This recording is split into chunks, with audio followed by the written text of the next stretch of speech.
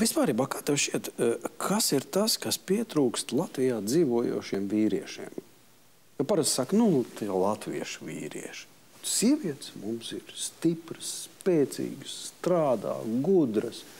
Tie vīrieši. Nē, nu, es negribu apsēsties šeit un izteikt pārmetumus Latvijas vīriešiem. Katrā ziņā droši vien, ka liela vaina ir arī sievietēs, jo mēs, Latvijas sievietes, varbūt esam pie tā vainīgas, ka mēs ļoti, ļoti daudz gribam darīt pašas. Mēs gribam sev uzkraut un stiept un vilkt un nest un darīt. Un līdz ar to varbūt tas tā ir kādreiz. Bet es domāju, ka Latvija arī pietiekoši daudz jauku un simpātisku vīriešu.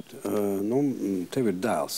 Kas ir tās īpašības, ko tu centies ielikt viņā, lai viņš atšķirtos no tā Latvijas vidējā vīrieša? Nu, man nekāda pretenzija nav pret Latvijas vidējo vīrieti.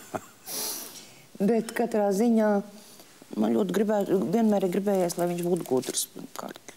Lai viņam ne tik daudz zināšanu, bet viņš tāds dzīves gudrs. Un lai viņam tādas cilvēciskas īpašības arī nav svešas, kā varbūt vīrietim tas nav tik svarīgi, bet tāda līdzjūtība un cieņa pret citiem cilvēkiem. To var iemācīt? Droši vien, ka var. Kā tu to mācīji? Nu, es jau esmu tāda, nebūtu tā labākā māte, jo es atceros, ka mums skolā kādreiz bija problēmas. Un kā jau visiem, bet nekas tāds liels. Un es zinu, kad ir mammas, kas skrien uz skolu un saka, ka mans bērns ir tas labākais. Man vienmēr ir ārkārtīgi bijis kauns viņa vietā. Un es vienmēr esmu rājis savu bērnu, nevis skolotājus un apkārtējos. Vai tu vari iedomāties tādu situāciju, ka tu satiec to interesanto, to īpašo vīrieti, bet viņš saka, viss ir labi, man viss patīk, bet man ir tikai viens nosacījums. Vai nu teātris un seriāli, vai nu es. Un, piemēram, Tartu.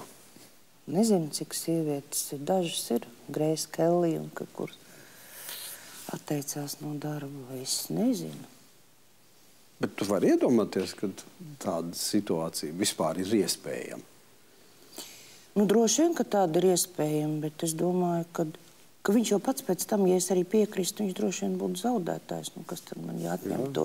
Viņam katru dienu vajadzētu klausīties, ko viņam katru dienu vajadzētu stāstīt stāstus un nezinu, ko viņam vajadzētu. Viņš būtu pilnīgi, viņš teikt, ej atpakaļ. Un pēc pāris mēnešiem viņš teica, ej atpakaļ darbā. Bet tad jau man vairs neņemtu. Akta pareizi, jā, jo aktieru profesiju mēs zinām, viņi ir ļoti sarežģīti. Ļoti sarežģīti, jā. Un tad viņš būtu nelaimīgs.